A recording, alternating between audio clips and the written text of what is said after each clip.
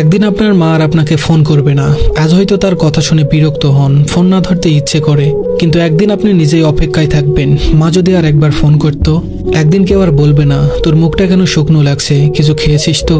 যে মানুষটি নিজের সবকিছু বিসর্জন দিয়ে আপনার মঙ্গল চেয়েছে, নিঃস্বার্থভাবে ভালোবেসেছে, সে আর থাকবে না। আপনি চাইলেও আর সেই ভালোবাসার ছায় ফিরে যেতে পারবেন না। একদিন আপনার ভুলগুলোর জন্য কেউ আর শাসন করবে না। আজ হয়তো রাগ লাগে, বিরক্ত হন, কিন্তু সেই শাসনই একদিন অভাব হয়ে বুকে চেপে বসবে।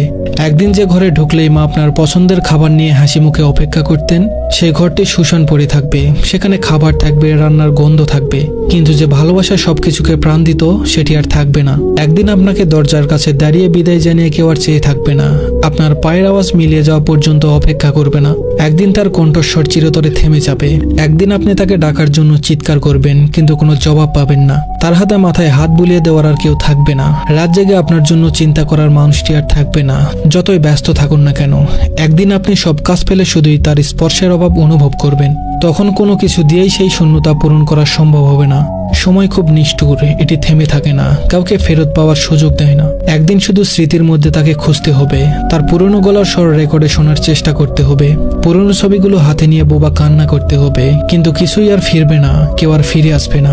আপনি কেবল অনুভব করবেন আপনার ভিতরে এক বিশাল শূন্যতা, যা কখনোই আর পূরণ হবে না।